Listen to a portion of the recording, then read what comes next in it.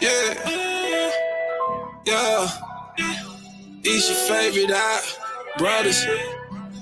Ooh, yeah. Oh, yeah, yeah. We leave out the city and we got a car full of faith. That mustard, my brother with we about to split up the pot. That custard, I do not panic when I see the sight of a storm. Accustomed to do to your man, he put the weight on my arms. I love him. We leave out the city and we got a car full of faith. That mustard, my brother with we about to split up the pot. That custard, I do not panic when I see the sight of a storm. Accustomed to do to your man, he put the weight on my arms. Yeah, I love it. When I was a child, I used to let the world control me. Now they only mad at the fact I'm not the old me. Hard head had to live it, didn't believe the thing they told me. Know some bros who graduated, county got a no free. Had to keep my head up for a sec, come from the nosebleed. Famo called my help, that 1-800 cause it's toll free. Early serving, always get the blessing, they got slow feet. Any serving that ain't really working, that's a no-eat. Only do supreme, yeah, we humble, but it's not cheap. Going out and break my back for man, that is not me. Only taking orders from the chief, Mr. Top Priest. Came to bring an offering to the king on his high feast. Hope they didn't come for that confusion. We don't argue scripture. Who it is who send a strong illusion? You should get a grip. You can get some goodness in your life. This is not a myth. All it takes is faith and much commitment, then we out of here. We leave out the city and we got a car full of faith. That mustard, my brother with we about to split up the pot. That custard, I do not panic when I see the sight of a storm. Accustomed to do to your man, he put the weight on my arms. I love him. We leave out the city and we got a car full of faith. That mustard, my brother with we about to split up the pot. That custard, I do not panic when I see the sight of a storm. Accustomed to do to your man, he put the weight on my arms. I love him. Yeah. Do to your man, he put the weight on my arm. I love him. Do to your man, he put the weight on my arm. I love him.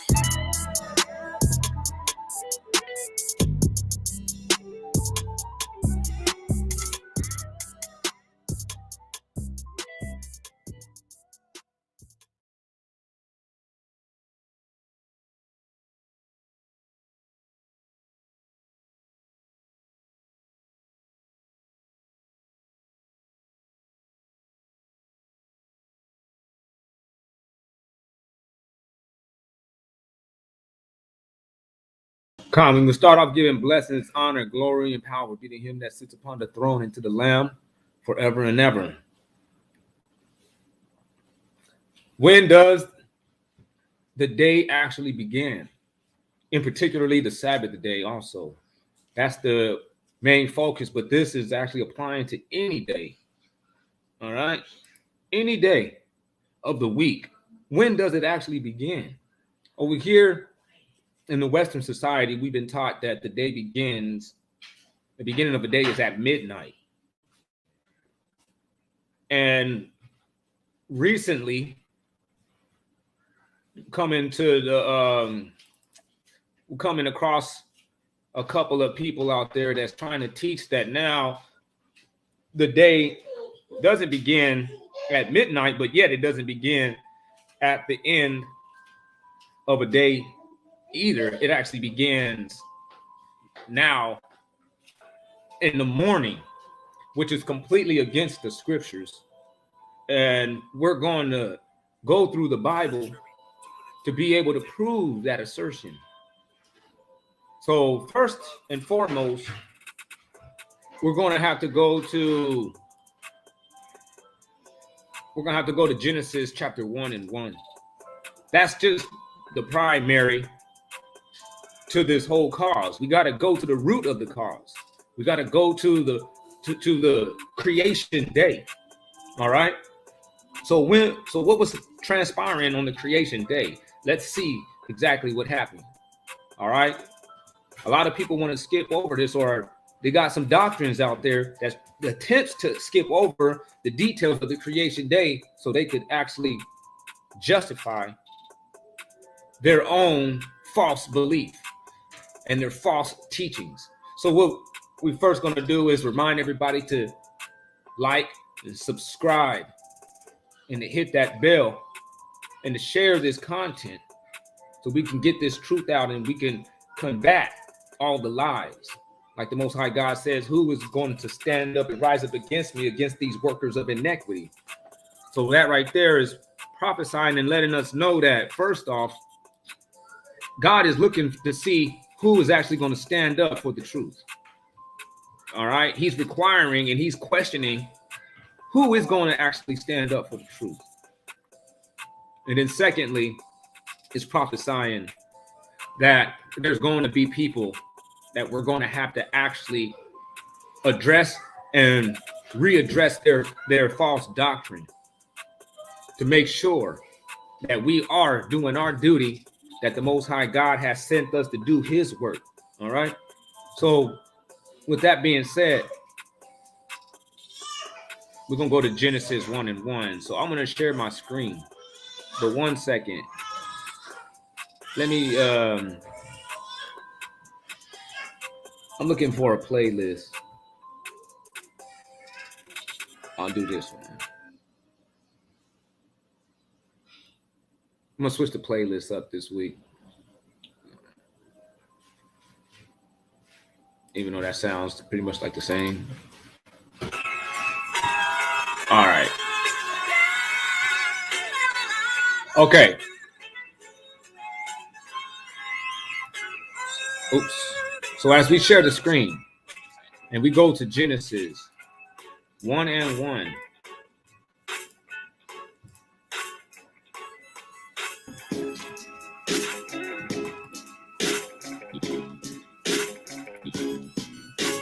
Purchase your tracks today. It says right here in the book of Genesis, chapter 1 and verse 1. In the beginning, God created heaven and earth. So my question to you is, what did it look like at that time? Was it bright? Was there light? Or was the creation started in the state of darkness? The creation started in the state of darkness. And we know that that's how God works, because God has put darkness upon the whole earth, and grossly he darkened the Israelites. But in this darkness, God wakes us up. In this darkness, God sheds forth his light to us. And now we become a beacon of light that's still in the darkness. That shows you and proves to you that God not only created the world at first when it was dark, but that God actually has established this system, which is known in the Bible as the world. He has established his system in darkness, not while everything is in light and has come to full fruition. God, that's a process, and this is the manner of God, is that when God is going to create and establish something that he is working with and that he deems as good, it started off like in Genesis, and still all the way up until today, it started off in the dark. A lot of our people is still in the dark. That's the reason why Christ says that we are that candlestick. You know, nobody lights a candle in the daytime. So that right there within itself is already exposing where people are being deceived or misunderstanding the scripts and misunderstanding the patterns and the manners of the Almighty God. So it says, in the beginning, God created heaven and earth. So he created right off the bat, in the beginning, before he says, let there be light. All right. It says, in the beginning, God created heaven and earth, and the earth was without form and void. So the earth was created now. Heaven and earth was created on the first day in the dark, and darkness was upon the face of the deep.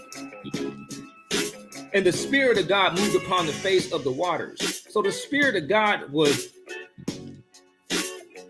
being in activity. It was actually doing things. The Spirit of God was moving upon the face of the waters. So if you want to say that the day starts at the beginning of the day when the sun comes up, you are operating and you are teaching outside of the manners of God when he created. Because the Spirit of God, it moved upon the face of the waters in the darkness. And God said, let there be light, and there was light. And God saw the light, that it was good. And God divided the light from the darkness. So we're not supposed to separate what God has joined together. And we're not supposed to join together what God has separated. So when God says that he divided the light from darkness and called the light day and the darkness he called night, and the evening and morning was the first day. Notice how the evening and the morning, or the darkness, right, was the first thing that was included in this acknowledgement of a day. So the evening and morning was the first day. And we see it keeps up that pattern all the way up into the sixth day. The evening and the morning were the second day. You see that? And we go all the way down to verse 31 to the sixth day. And it says, and God saw everything that he made, and behold, it was very good. And the evening and the morning were the sixth day. So the day of prep, or the sixth day of the week, the day before the Sabbath, it consisted of an evening period, initially starting off in the night, the evening, or the dark. And it continued all the way until the day, in the morning, or the light. And that actually carries all the way over until there is another evening period. As we will see in the next chapter, God rests after these things. And thus the heavens and the earth was finished, and all the hosts of them. And on the seventh day, which is the Sabbath, God ended his work which he had made, and he rested on the seventh day from all his work which he has made. So my question to you is, are you trying to say that God was sleeping in the daytime? No, because that makes you a sloth. God does not promote or accept a slothful man or slothful behavior. You're not allowed to be sleeping in the daytime, calling yourself somebody that is operating under the guidelines that God wants you to act, because God did not rest in the middle of the day. God rested at night after the day period, as we see in Genesis 1 and 31.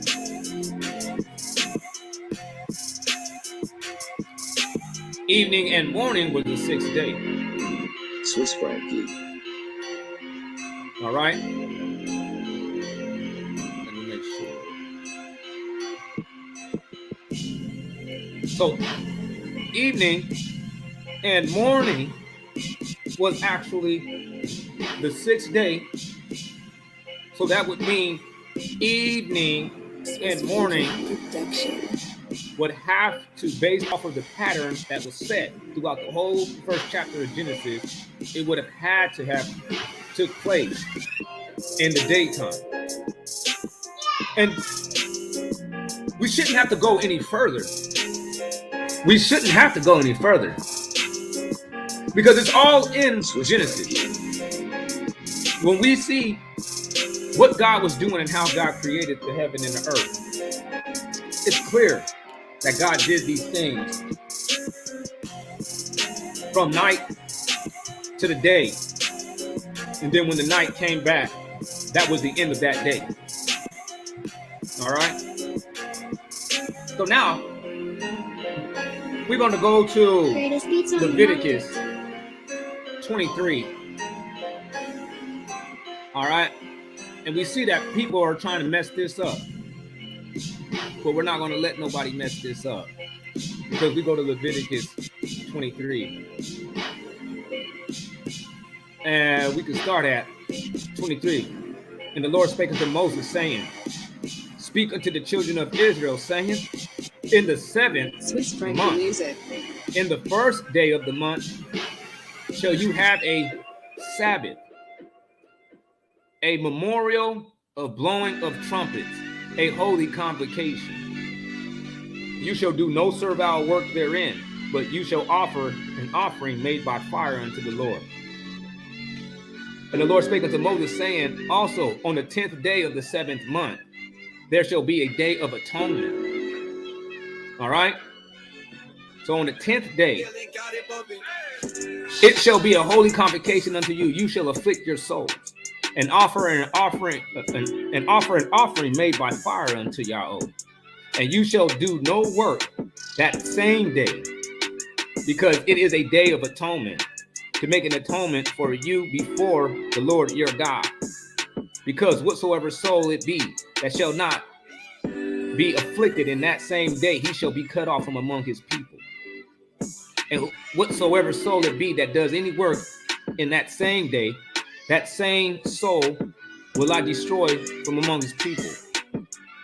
You shall do no manner of work. It shall be a statute forever throughout your generations and all your dwellings. It shall be unto you a Sabbath of rest, and you shall afflict your souls in the 9th day of the month at evening. From evening to evening shall you celebrate your Sabbaths. And they say, well, there it is. The 9th day, at evening on the 9th day, it was still considered the same day of the 9th. No, it's not. It's just like we speaking over here in the English language. In the present day, we'll say to people, the Sabbath day starts at Friday night. We're not saying that the Sabbath is on Friday. But God is speaking to a people, letting them know specifically by direction when actually the 9th day ends. He said, in the 9th day of the month at evening, from evening unto evening, you shall celebrate your Sabbaths. So he's saying that the Sabbath begun at evening and it ended at evening. So that would mean because this is a 7-day process. That means that every day had to align under that same rule of thumb, which is from evening to evening. That's the only way that you could actually keep this up all the way up until the next 7 days. All right. So we go to Leviticus 23:6, and we'll see clearly when it's even talking about the Passover. First, let's check out the Passover in Exodus 12 first. And you see in Exodus 12, because he's speaking to a group of people that, yeah, there may be some smart ones, but he's actually making sure that even the simple is going to be able to have a clear instruction. As we can see in the book of Proverbs, I'm not going to go to the verse, but I will read it real quick. We can see in the book of Proverbs, chapter 1 and verse 4, it says that the very babies might have wit, and that young men might have knowledge and understanding. By hearing, the wise man shall come by more wisdom, and by experience he shall be more apt to understand the parable and the interpretation thereof. And the words of the wise and the dark speeches of the same. All right. So God has made these rules and regulations to be understood by the most simplest minded individual. It's an instruction. All right. Now watch this. He says, And the Lord spake unto Moses and Aaron in the land of Egypt, saying, this month shall be unto you the beginning of months. It shall be the first month of the year to you. Speak you unto all the children of the congregation. Speak you unto all the congregation of Israel, Salakia, saying, in the 10th day of this month, they shall take to them every man a lamb according to the house of their fathers, a lamb for a house. If the household be too little, let him and his neighbor next unto him, unto his house, take it according to the number of the souls. Every man according to his eating shall make your account for the lamb. Your lamb shall be without blemish, a male of the first year. You shall take it from the sheep or from the goats. Now right here. And you shall keep it until the 14th day of the same month. Hold on.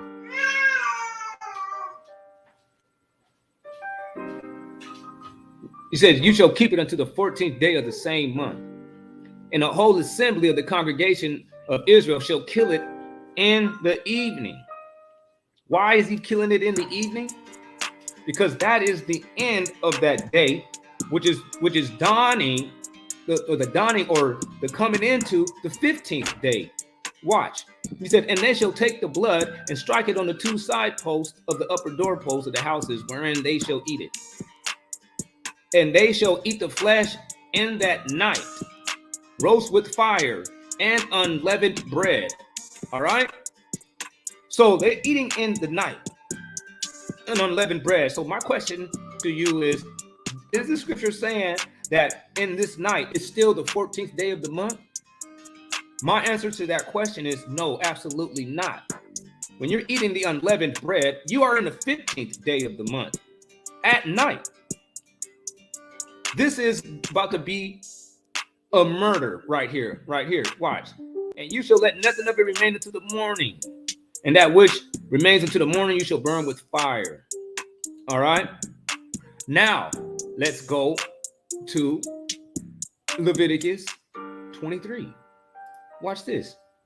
23:6 lets you know specifically when this night festival and what day it is actually occurring on. Power on. Watch this. This is talking about the feast of the Lord. 6 days you shall 23:3. We'll start right here. 6 days shall work be done, but the 7th day is the Sabbath of rest, a holy convocation. This is all about the Sabbath also. This is encompassing the Sabbath. You shall do no work therein. It is a Sabbath of the Lord in all your dwellings. These are the feasts of the Lord, even holy convocations which you shall proclaim in their season. In the 14th day of the first month at evening is the Lord's Passover. So at the dawning of the evening, at the coming in of the evening is the Lord's Passover. Watch, you'll see. Because on the 15th day of the same month is the feast of unleavened bread unto the Lord. 7 days you must eat unleavened bread. So we just read that at evening we're eating the Passover. We're eating the Passover and the unleavened bread, right? Oh, what happened? Crazy for this one. Let me just go to the quick thing. So we're eating the unleavened bread. The feast of unleavened bread starts at night, right? And he says, they shall eat the flesh in that night, roast with fire and bitter herbs, right? And then he says,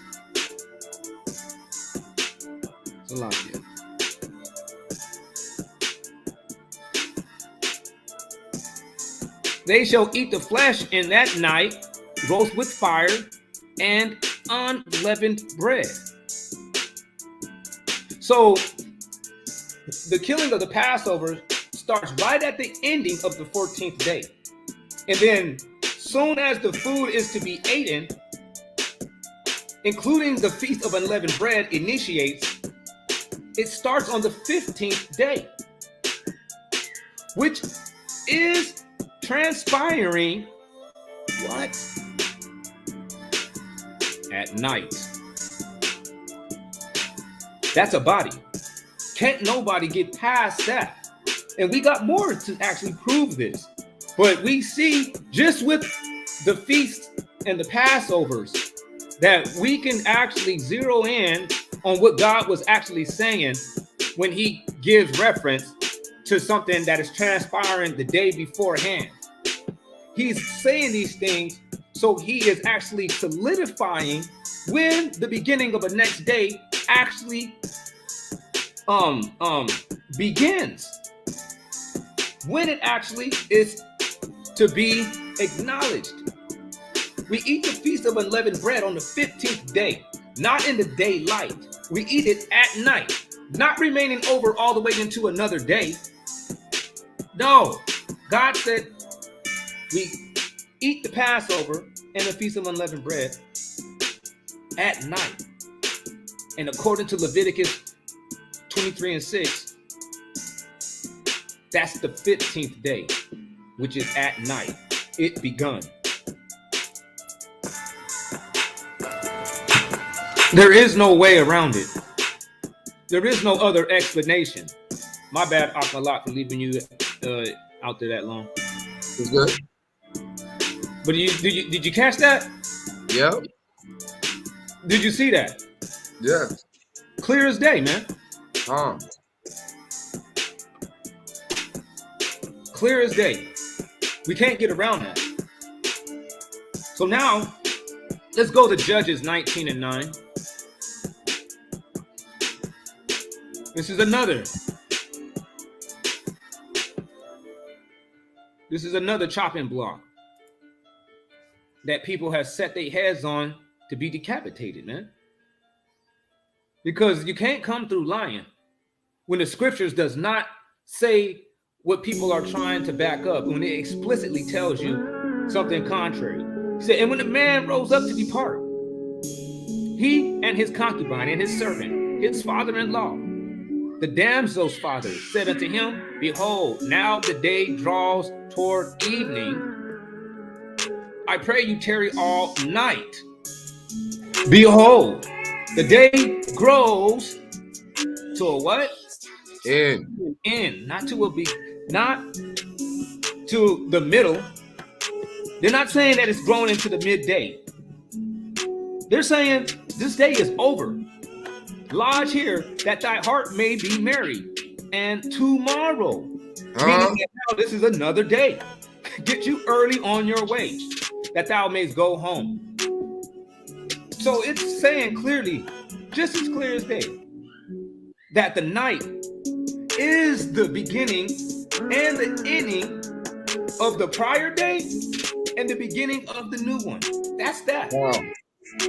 There is no real way around it. I seen how the dude tried to twist around Leviticus 23:23 and say, you see, the feast, the Day of Atonement is the 9th and the 10th. No, it's not. No, it's not. You're lying. Because in 23, it explicitly let us know that the Feast of Unleavened Bread is the 15th day. And that feast is conducted at night. So it was never in the scriptures considered as the 14th day, as the Feast of Unleavened Bread. It was the 15th day. We just killed the Passover in the 15th day. The 14th day, right at the end, right before it gets completely dark. So these are BS doctrines that has to be abolished. And this is another thing that people are forgetting. All right, we're gonna go to Psalms 81:3, and we'll see that the new moons is another festival day that we must actually keep in mind and we must address. He says, blow up the trumpet in the new moon. in the time appointed on our solemn feast day. So I brought that scripture up to show us that the new moon is a day that we acknowledge. All right. So now we go to Isaiah 66, and we'll see how it's speaking about the new moon in the last days and how it will be acknowledged. Right coupled with the Sabbath. All right. Watch this.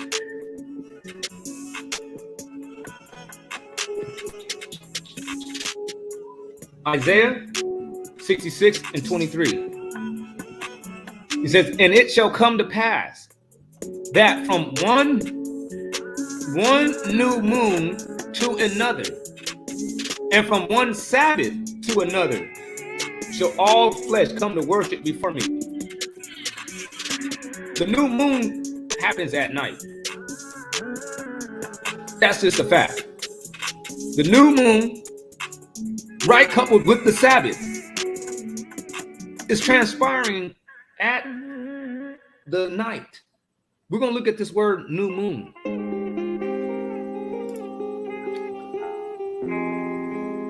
And you notice it doesn't say anything about the day of the new moon. It's saying the new moon, period. And what does the new moon, that word mean of Kodesh? It means newness, as in the new moon. It says the new moon, the day of the new moon, the calendars of a lunar month, which was a festival of the ancient Hebrews. So the lunar month is a month that begins at the new moon. That means that the month started at night also. So not only did the days started at night, the new moon, which was a festival that we kept, it started at night also. The lunar month, that means watch this. We'll go into the lunar month. We'll see exactly what does that mean.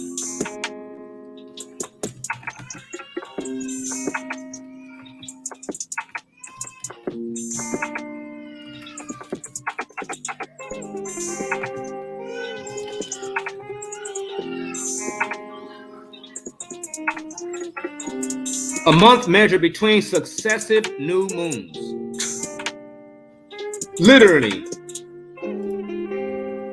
the average time between successive new moon and full moons equal to 29 days, a period from one new moon until the next.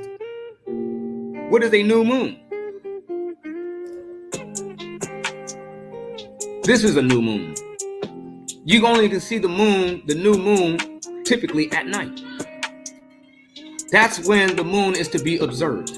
New moon.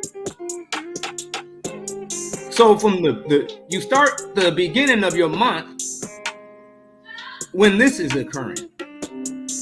So why wouldn't the day following begin 24 hours from this? That's that's the biggest problem. There's the new moon. That's the beginning of the next day. That's according to the scripts. God. And then we're going to go to another verse where people have tried to deceive, because I don't think that they're misunderstanding. I think that this is just completely deception. So we go to Matthew 28 and 1. It says, in the end of the Sabbath. So the Sabbath was over. As it began to dawn toward the first day of the week. You see that? Yep. To dawn. That's the rising of the sun of the first day of the week. That means that it was still night at the end of the Sabbath. The sun wasn't out all the way. So the Sabbath ended and it was still night. So how could somebody say that the days began SinVStyle.com at inside of the morning time. My bad, I pressed this button, man. How can somebody say that the Sabbath began inside the day of the morning when the sunlight starts to shine? When the Sabbath ended and it was still dark. Either the Western Empire is correct when it says that the day begins in the midnight, or the scriptures is correct when it says in Genesis 1:1, evening and morning was one day. But one of the things that we cannot actually consider is that the morning period begins the biblical days. That's not true. And now watch this. We're going to read this breakdown, because this breakdown was a really good one right here. We can just read this. Watch this. It says, in modern culture, most of us have been raised to believe that a new day begins at midnight. There is no scriptural precedent for this belief. And the way that midnight is reckoned today would be impossible without mechanical clocks. That's true.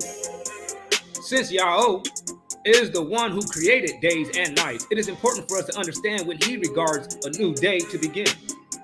This becomes important if we want to keep the 10 commandments, because the 4th commandment says that we must remember the Sabbath to keep it holy.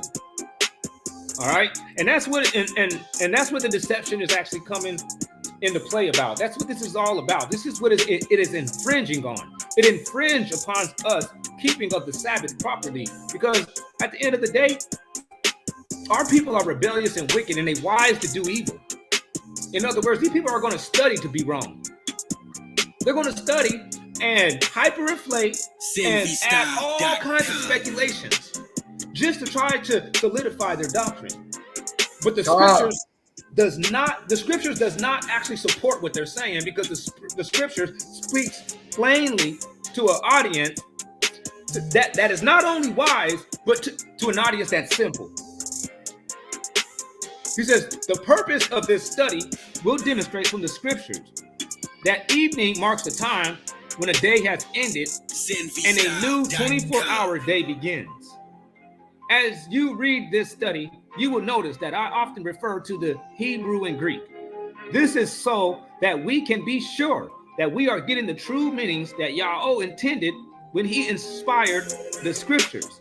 The best way to arrive at the proper understanding of a Hebrew or Greek word is to examine how it is used throughout the scriptures. Lexicons are nice, but examining the various contexts of Hebrew and Greek words is the very thing that lexicon writers do when coming up with their definitions. Therefore, it is important that we trace their steps rather than just blindly accept what any lexicon may have to say. And that's true. You know, the authority behind the lexicon, that's the blue letter and everything else, the authority behind it is the scripts.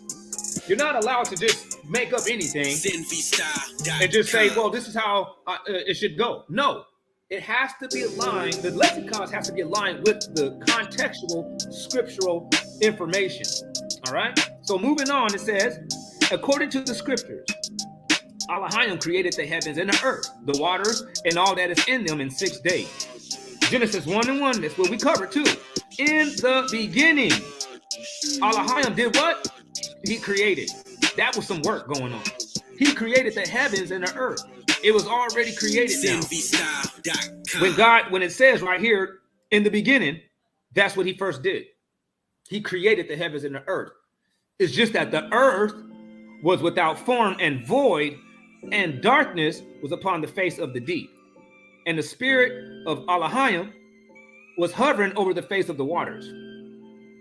So Elohim begins his creation of the heavens and the earth in Genesis 1:1. It is important to note that the earth is already present in verse 2. Otherwise, there would not have been any face of the waters for the spirit of Elohim to move upon. That's pretty much obvious. And there would not have been and there would have been not face of the deep for darkness to be upon. It's kind of worded weird right there. He said, therefore, Genesis 1:1 is describing the first event which occurred on day 1, the creation of the heavens and the earth. That's what Genesis 1:1 is covering, man. It's covering the first day. With this, other scriptures agree. A careful study of the 4 accounts of Yahweh's resurrection will reveal that Yahweh regards a day to begin at evening. For simplicity, we will do a side-by-side comparison of the timing that the woman came to the tomb. Look, check out this side-by-side comparison chart. It says that right here, Matthew 28:1. Now, after the Sabbath, toward dawn, on the first day of the week, Miriam from Magdala and the other Miriam came to see the tomb. What timing was that? It was after the Sabbath, toward the dawn, on the first day of the week. Position of the sun? Sun had not risen yet. Time of reference? This is when they left to go to the tomb. They haven't arrived at the tomb yet.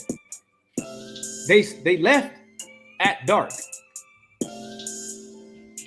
He says, which would be now on Sunday night, the night of, or what we over here in this world, in the Western world, under the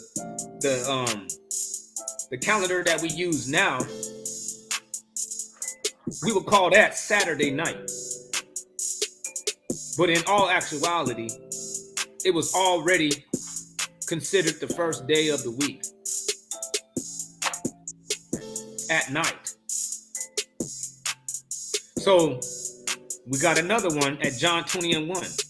Now on the first day of the week, Mary Magdalene went to the tomb early while it was still dark and saw that the stone had been taken away from the tomb.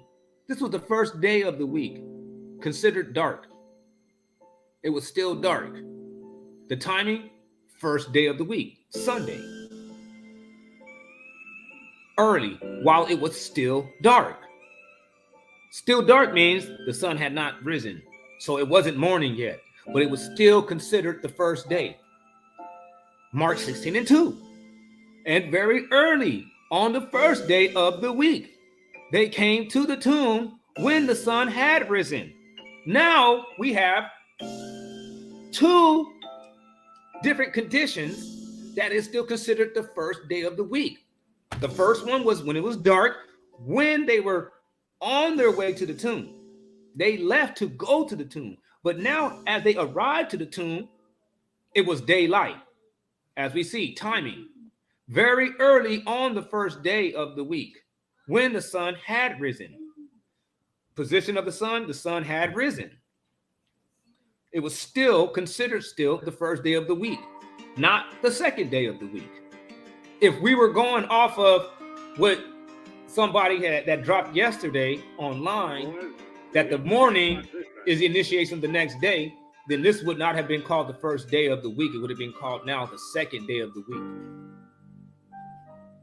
Because at night, after the Sabbath, and on the first day of the week, it was still dark. What you know what I'm saying? Am I losing you there? Or are we on the same page? Like, is this making sense?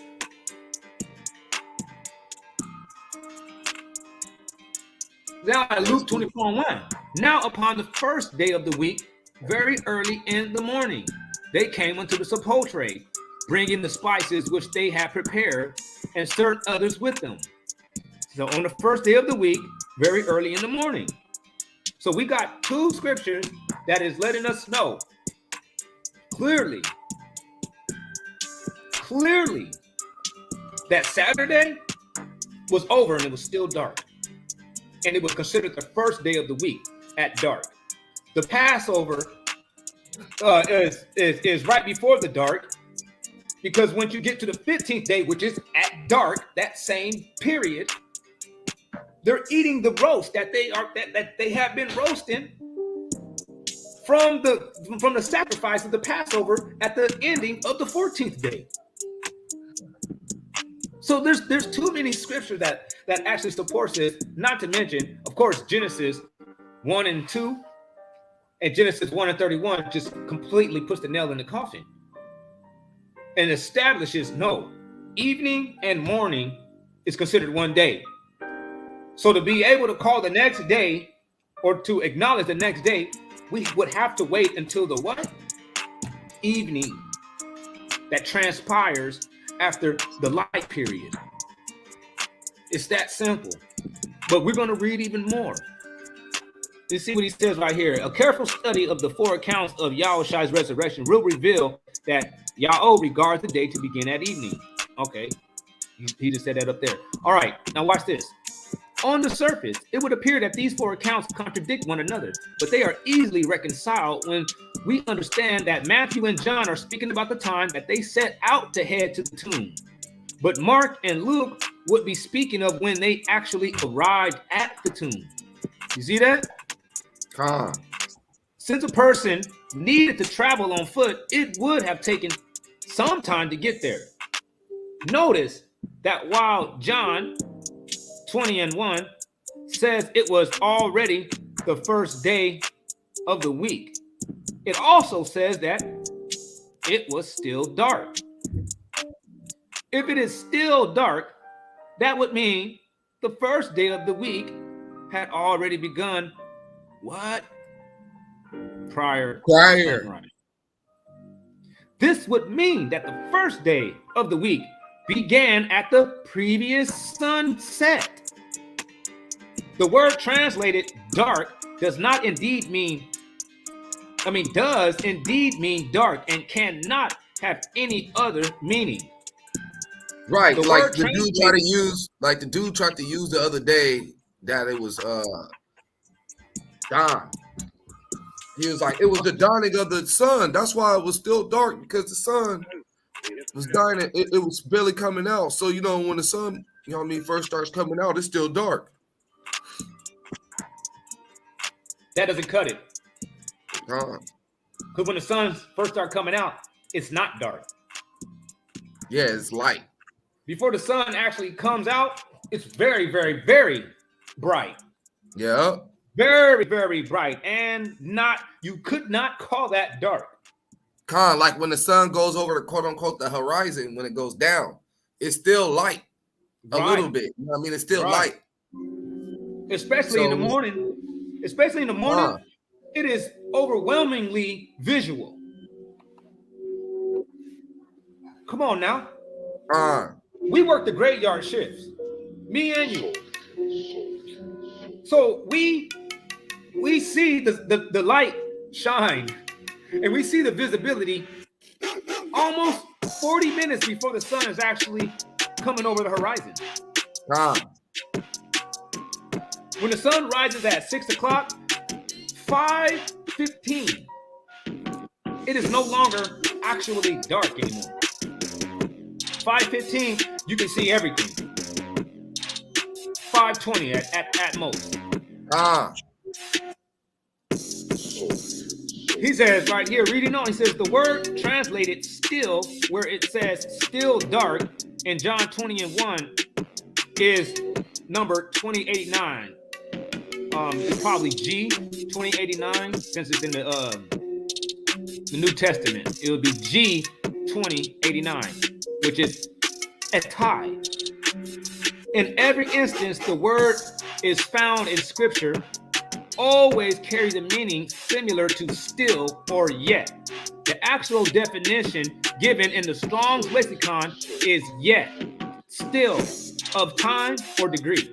Some who believe a day begins at sunrise have suggested that G 2089 eti can carry a meaning of no longer, which is a lie. Watch. But the only time it can mean no longer or no more is when it is accompanied by a Greek word which means no. So if it doesn't have the word no there, it cannot mean not yet or no longer or no more. It has to still mean it's still happening, still. While it was still dark. Yes. For instance, but after that, Galatians 3:25. But after that faith is come, we are no longer. All right. So there goes eti,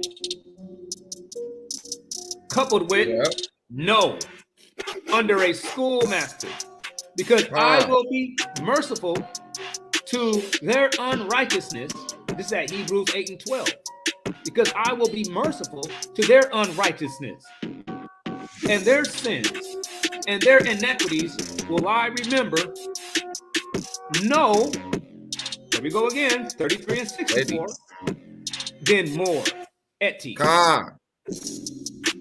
So when it says in John 20:1 that it was still dark, you can't finagle your way out of that. People are lying, and they are purposefully deceiving you. Purposefully. It's a deception, a false doctrine, because the scriptures doesn't say that, and neither does the original text. It's trickery too, you know what I mean? Because they use the word day, and you know what I mean, trying to trick your brain to say that, oh, look it, it says the day. How do you start your day off? Asking the foolish question like, how do you start your day off? Only referring to a day, like when the sun comes up. Right. You're like, you start your day off? What do you mean? Aren't you supposed to work in the day? Like, yeah. There you go. So it starts from day to day. Like, no, man, you take it out because you're only referring to the only 12-hour period of day. You're not referring to a whole 24-hour day. If you ask me how do I start my day off as in a 24-hour day, first I go to sleep. That's right. Because I just got done working the prior day before. Yeah, you worked all day. I just got done from working all day. So now the new day coming, I'm getting my rest before I start my work. Correct. That's it. You know what I mean? Come on, man. And the coldest thing about it is, what we about to read is actually going to cover that. Oh, son. Watch. He says, the only time, did I read this part already? The only time, yeah, right here. Yeah. No, it's just, I think it's repeating. Yeah, so go ahead. You didn't read it. Okay, the only time G20 and 89, eti, can mean no longer is when it is coupled with another word that means no. To say that eti is no longer would be like a foreigner trying to tell us that our English word light actually means darkness, because they saw the word light being used in the phrase no light. I've also heard that eti can mean after that. So this is another deception and another lie that they're trying to say that it means after that. Knowing that context is key, I looked diligently, but couldn't find any place where eti is translated after that in the KJV or any translation. The Strong's lists after that as one of the translations in the KJV, word after the blank, and any Strong's definition are the KJV's translation of the word, but it simply does not exist, and the Thayer's lexicon agrees that it does not exist. Also notice that Matthew 28:1, it says it is after the Sabbath, which indicates the first day of the week has begun. And see, me and his brother, we was actually on the same page. We was rocking with the same spirit when we were looking at this Matthew 28:1. Because when you see it, you're like, no. It said that the Sabbath is already ended. Let's deal with that. It's ended, and it was still dark. It says that it was towards dawn or getting towards dawn. So that means the period before that, it was dark. That's right. It was coming towards dawn. That's right. And the Sabbath was already in it. It didn't say the Sabbath is about to end. It said after the Sabbath. That means the Sabbath was over. Yeah. See, that's where the deception, that's where the lies come in. And a lot of these people, they play on people's lack of contextual understanding to be able to get these false doctrines laid out. They're relying on an ignorant crowd. But after this day, anybody that sees this shall not be ignorant in this area when it comes to dealing with when does a day begin actually according to the scripts. He said the sun has not. I'm gonna start asking people, do you sleep before you start your day? Or do you work before you start your day and then sleep? No, you sleep before you start your day, man. That's right. And you go and look, and God rested. Possibly, could be taken, and a lot of people call it sleep. But God actually rested at the beginning of the day, which was at evening, the 6th day of the week. That's right. Come According to what? Genesis 1:31 and 2:1. That's simple.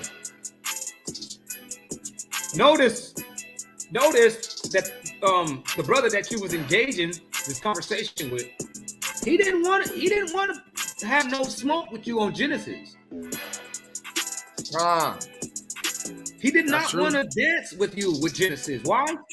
Because Genesis shuts it down.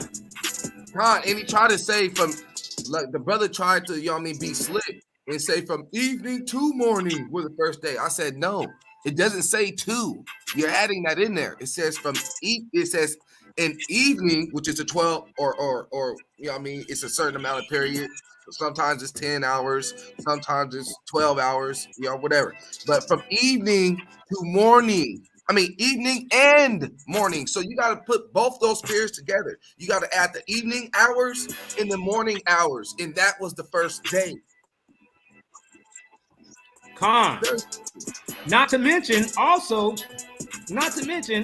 what helps out so much, that look what God says. He called the evening and morning different names. Watch this. And God saw that the light, that was one name that he called it. The light was good. And he divided the light from the darkness. So now he called it light and darkness. But then he calls it what? Day and night. And then he called it evening and morning. So the daylight, all of the day is considered the morning. All right. And the morning is only the beginning of the day, as in the daylight, not actual the day of the 24-hour period, just the beginning of the daylight. You see that? Yeah. That's it. Just the beginning of the daylight, but the beginning of the actual days begun when? Darkness. That's a fact. That's why the brother tried to take me everywhere, outside of this to try to make his point. And I kept trying to let the brother know, like, hey man, you're only going off of you're only talking about the working day. You're not addressing a full day. And you're coming up with your own understanding. You're like, no, you're making this up. It's not in the scriptures. You're trying to use scriptures to back up your understanding, but your own scriptures don't back up what you're talking about. That's true. It never says that the day starts from morning to morning. It never says that. It actually says the contrary. It says keep your Sabbath from evening to evening. And it's like, can you show me something that carries that much weight? Like if you are believing that the Sabbath starts from morning to morning, can you show me that? Like, can you show me the word morning to morning in any script, New or Old Testament? I don't care where you go from. Matter of fact, give me any book. You need to come up with an agnostic book. Give me the agnostic book. Give me the Apocalypse of Peter or something, and show me. And you can't. Give me the book of Melchizedek and show me. You can't. Why? Because it was never to be understood that way. And the scriptures, the scholars, and the translators made sure that it was never going to happen that way.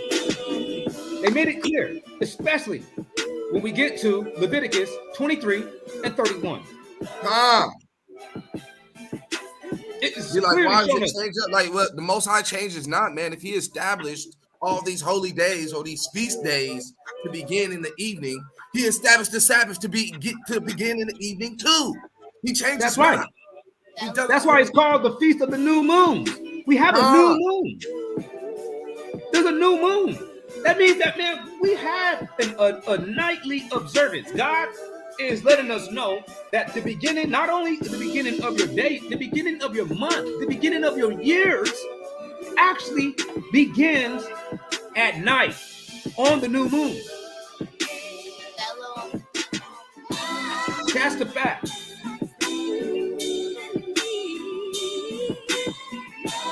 So let me get back to the video.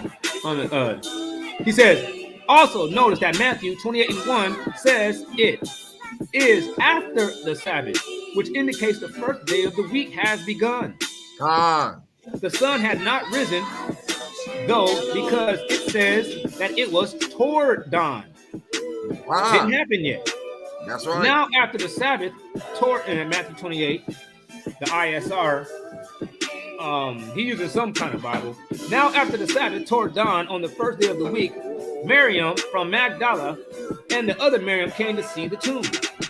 Now watch this. In this instance, I use the ISR, the scriptures version, because it accurately conveys the Greek word used in this instance, which is G2020, and means to begin to grow light. The Sabbath had ended at evening, and now it was beginning to grow light outside just before the sun rose.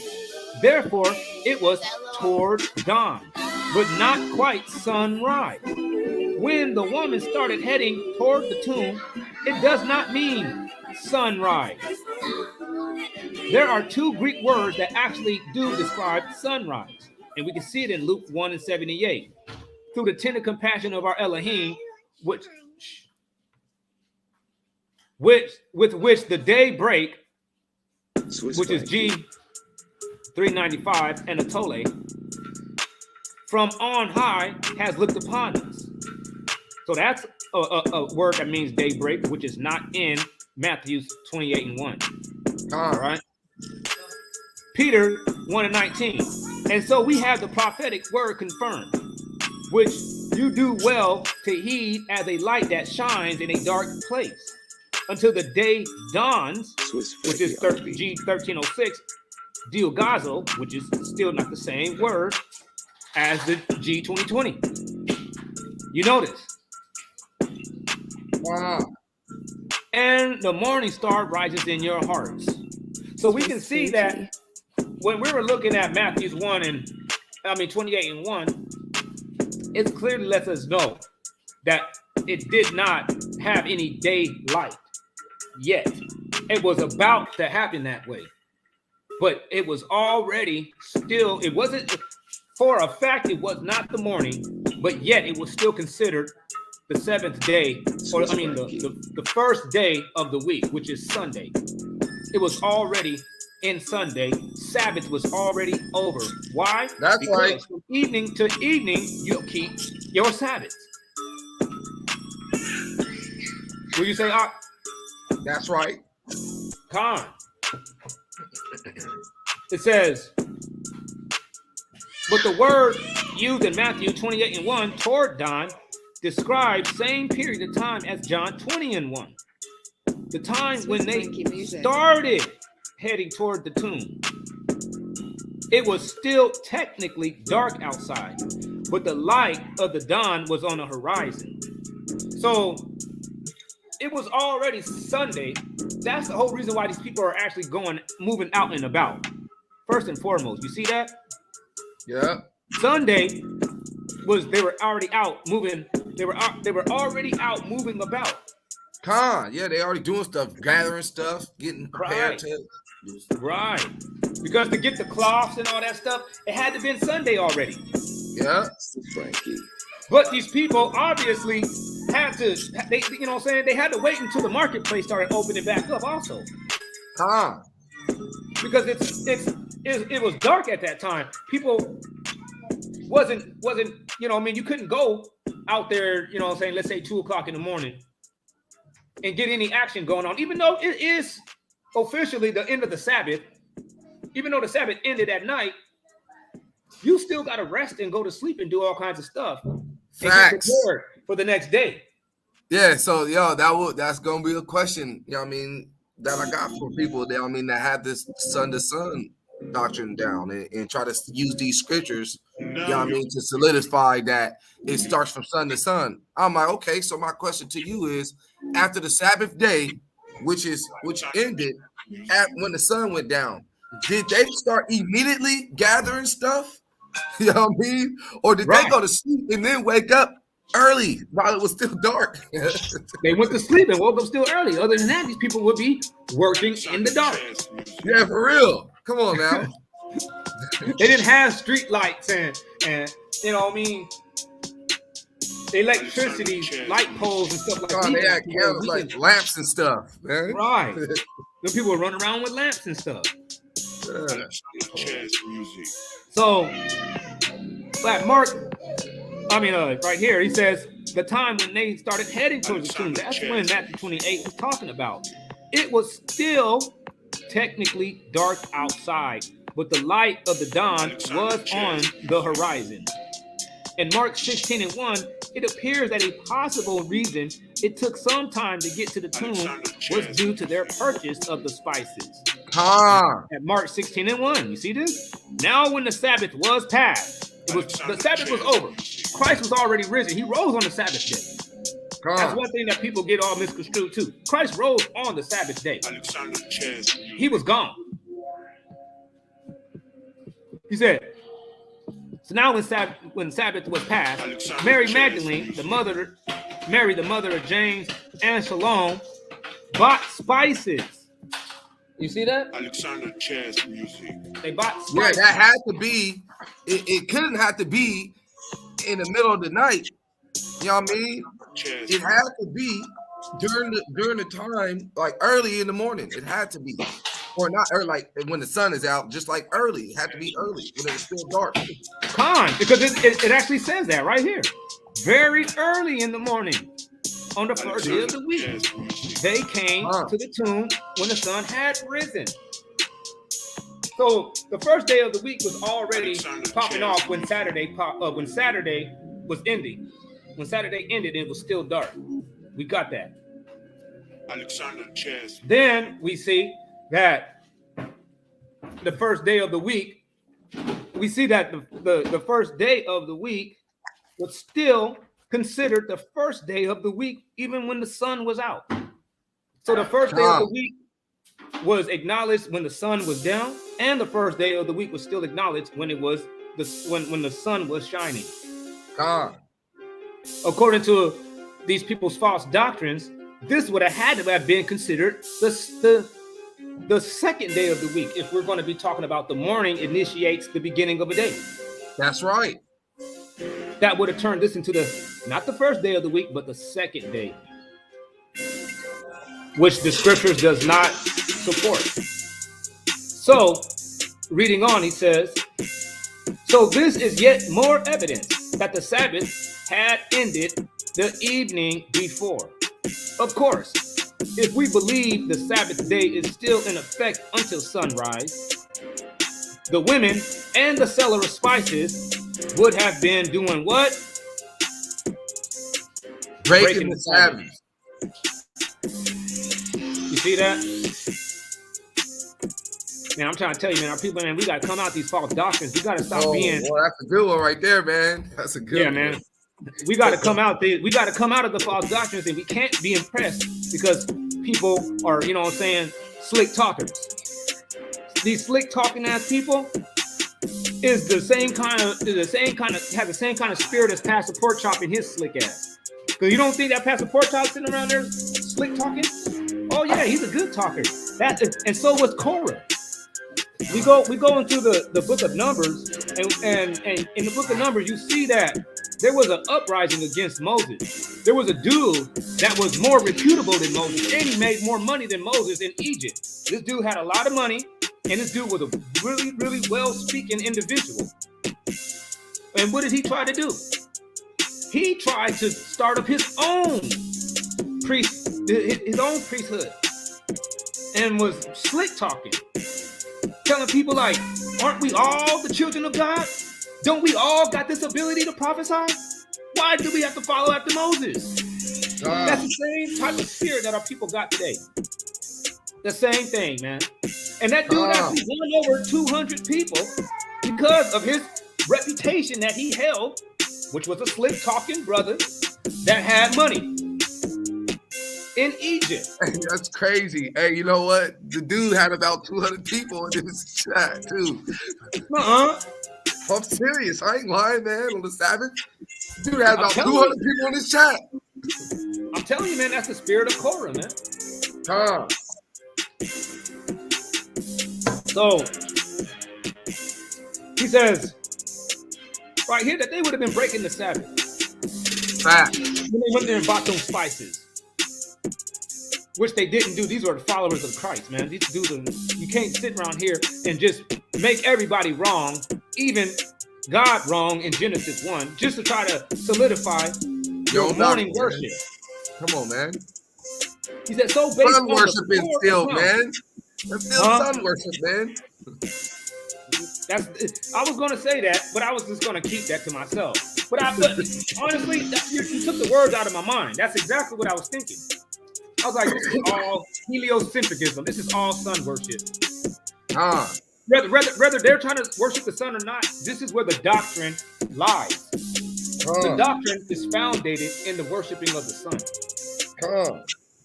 He said, so based on we ain't even evidence, we're not even, my bad, I just like, you know what I mean, we're not even worshiping the sun nor the moon, because we're not saying, yo, you gotta only do it off the moon. We're telling you that it starts with evening and morning. You gotta have both these together in order to have the Sabbath day. You gotta have evening and morning. Right. You gotta have the evening and morning. Yeah. I'm not putting the extra emphasis on the moon, but I'm not gonna just sit around here and just glorify the sun. I'm going to put the proper balance, like God says. Equal weights and a just balance is his delight. That boy is that's right. Right? So that means, can't have one without the other, man. Day and night, you know? This is what God actually requires for us to acknowledge. But I said it wrong. Night and day, not day and night, but night and day. Over here in the Western world, we have gotten used to that whole way of thinking and speaking. But that's not the case according to the Bible. It's evening and morning, or night and day, dark and daylight. So he says, so based on the four accounts, it is evident that the chronology was that the women started heading to the tomb before the sun rose on the first day of the week. That's right. They bought spices after the Sabbath, yet before actual sunrise, because they went when? Very early in the morning. That's right. And they arrived at the tomb at when? Sunrise. Here is a summary of how these accounts actually contradict sunrise to sunrise Sabbath keeping. John 20:1 says that it was on the first day of the week, yet it was still dark. That's a contradiction. Therefore, the first day of the week had already begun prior to sunrise. That's a body. Mark 16:1 says that they bought spices when the Sabbath was passed, yet it was before the sun had risen, proving the Sabbath ended at sundown. Matthew 28:1 says that it was after the Sabbath, during the period of time that it began to grow light. A word that describes the period of time just before what? The morning, sunrise. Also known as sunrise. Therefore, These verses clearly support the fact that the Sabbath ends at sundown, and the first day of the week was already in motion prior to sunrise. So they can't sit here and try to use the New Testament against the Old Testament, because the New Testament does not support any new doctrine outside of the Old Testament, even when it comes to keeping and acknowledging from when the day begins or ends. That's just a period. So evening to evening, Scripture plainly commands, from evening to evening you shall celebrate your Sabbath. And we read that in Leviticus 23 and 27 down to 31. Remember that? Yeah. I mean down to 32, Salakia. It shall be unto you a Sabbath of solemn rest. And you shall afflict your souls in the 9th day of the month at evening. From evening to evening you shall celebrate your Sabbath. On the 10th day of the 7th month you shall have a holy convocation. You shall afflict your souls. You shall not do any work.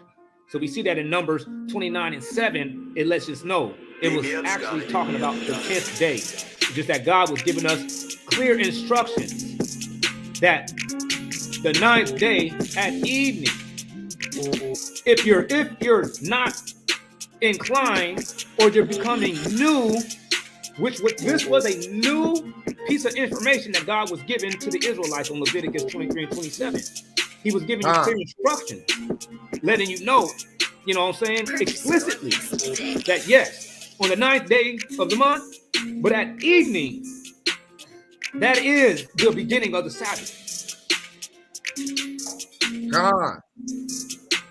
Just like when we say today, Friday, at night is the beginning of the Sabbath. So that day, that Sabbath day, we supposed to be feasting, right? Yeah. And then on the 10th day of the 7th month, you should have a holy convocation. You know what I mean? That's the prayer where you afflict your souls. In the daylight. In the daylight, at night you fast. In the daylight, at night you feast.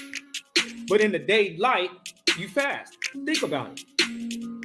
If you're not supposed to be working any time in the day on these holy convocation days, you're not supposed to be gathering sticks.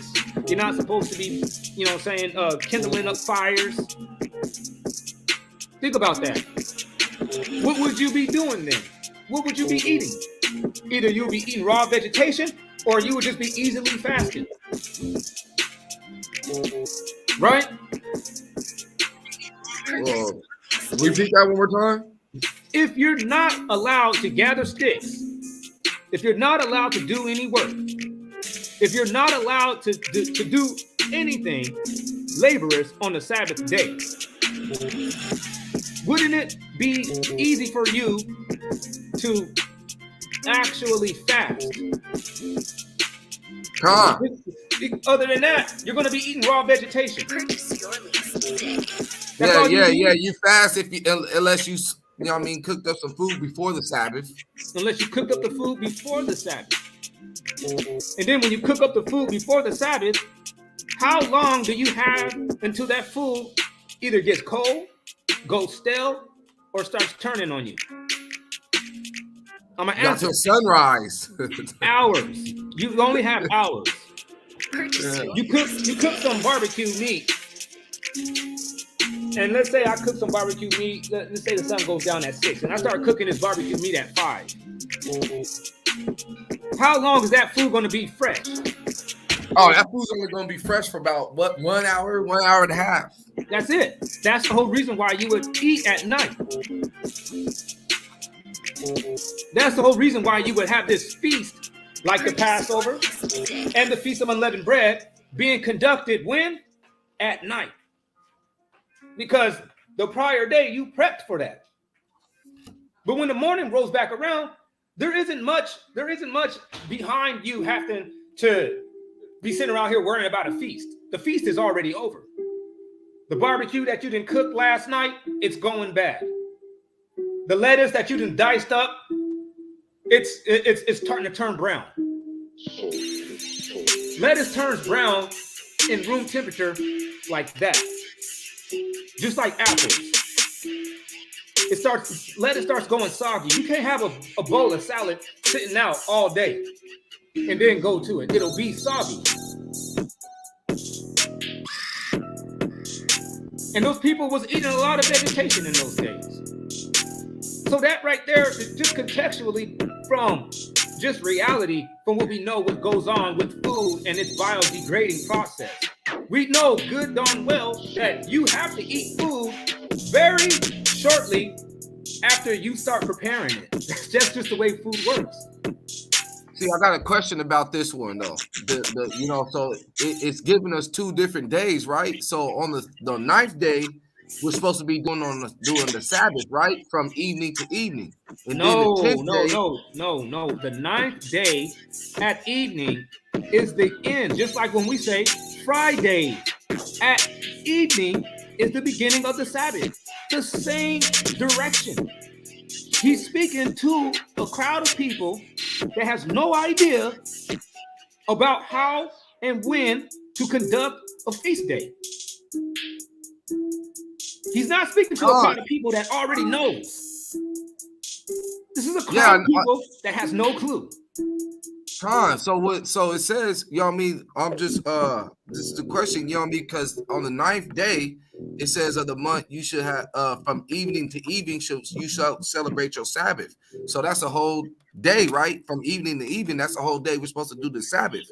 And then on the 10th day is the day we do the Holy Convocation, right? No, the Sabbath itself is a holy convocation. So we do 2 Sabbaths then? You know what I mean? No, you know what I mean? It was telling you when, at least he was telling you when to do these things, as in the preparation. On the 9th day of the month at evening, from evening to evening, you shall celebrate your Sabbath. Then you look at Numbers 29 and 7. It tells you clearly about the same feast day. On the 10th day of the 7th month, you shall have a holy convocation. You shall afflict your soul. This is still the Day of Atonement. You shall not do any work. So look what he says. Since Yahweh doesn't contradict himself, it is no contradiction that the 10th day of the month is Yom Kippur, Day of Atonement, while also commanding that we begin and end this day at evening. Since the 10th day began and ended at evening, the day surrounded it would need to begin and end at evening as well. Thus, all days begin and end at evening. That's just like, it's clear. There is no, you know what I'm saying? The problem is people are taking God's instruction and they're taking it now over exaggeratingly because they see the word ninth. They're like, oh, look, the ninth. And he's like, yeah, the 9th day, but at evening. And if you... Oh, okay. Yeah, so the 9th day is over. You know what I mean? Yeah. Or, okay, all right. At the end of the 9th day. At evening, yeah. At evening. So that would especially be when you know that the evening period is when God ends or begins days. Like he just tells the people, from evening to evening, you shall celebrate your Sabbath. And they have to do this for 7 days. 7 days later, they got to do another holy convocation. Yeah, they threw them throwing that 9th day, you know what I mean, that kind of threw me off. But then once we sat there, you know what I mean, touched on that, you know what I mean, I got the understanding now. It's the ending of the 9th day. It's the ending of the 9th day. It's evening. Y'all know. That's right. That's exactly what that is. So now he's going to touch on some of the stuff that I did too. He says, Exodus 12:15, 7 days you shall eat unleavened bread. On the first day you shall remove leaven from your houses. For what, and we just covered it. That was in Leviticus 23 and 6. Oh wait, was it Leviticus 23 and 6? Am I tripping? Leviticus 23 and 6. Leviticus 23 and 6 lets us know that the Feast of Unleavened Bread starts on the 15th. Right? And now here we go. We're dealing with it. 7 days you shall eat unleavened bread. On the first day you shall remove leaven from your houses. For whosoever eats leavened bread from the first day until the seventh day, that person shall be cut off from Israel. On the first day there shall be a holy convocation, and on the seventh day there shall be a holy convocation for you. So, based off of this information in the scripts, the Passover, the actual feast of the Passover and the Feast of Unleavened Bread takes place on the same day, but it's not on the 14th. It just begins at the ending of the 14th day, because you will sacrifice the Passover lamb while you still got a little bit of sunlight. But the 14th day is ending. That's right. You're not cooking, and you're not eating any of this Passover or this unleavened bread until actually the 15th day. That's right. You get that? Yeah. He says, so right here, he says, on the first day there shall be a holy convocation, and on the seventh day there shall be a holy convocation for you. No manner of work shall be done on them, but that which everyone must eat, that only may be prepared by you. So you shall observe the feast of unleavened bread, because on this same day I will have brought your enemies out of the land of Egypt. Therefore you shall observe this day throughout your generations as an everlasting ordinance. In the first month, on the 14th day of the month at evening, you shall eat unleavened bread until the 21st day of the month at evening. So all the way until the day ends.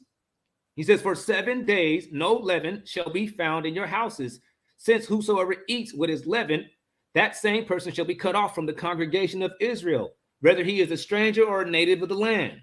Notice that the same language which described the timing of the 10th day and the 7th month, Day of Atonement, is also used to describe the 15th day of the first month, the Feast of Unleavened Bread. The common thread between this feast and the Day of Atonement is they both have eating restrictions of some kind. And in ancient times, without the electric lights that we have today, it was typical for a person to work throughout the day until sundown. At that time, they would all sit down to eat. But since the Day of Atonement and the Feast of Unleavened Bread had eating restrictions, it would mean that they would need to break from their normal habit to keep these observances. Therefore, these are perfect places in Scripture for Yahweh to explain when a day begins, so that they would remember to refrain from eating leaven. Or in the case of the Day of Atonement, refrain from sitting down to eat as they normally would in the evenings. So why do these verses use a phrase like on the 9th day at evening or on the 14th day at evening to describe the time when each observance begins? We use similar language in our own day when trying to tell people when to start keeping the Sabbath. One will often say, on Friday at sundown, we start keeping the Sabbath, even though it's understood that Friday sundown is actually the beginning of the Sabbath day.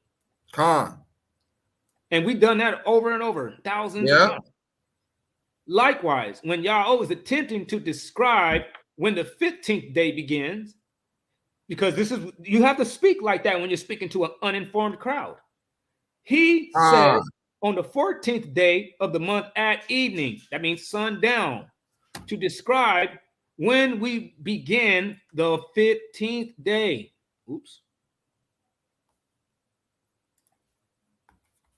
When we begin the 15th day. That's right.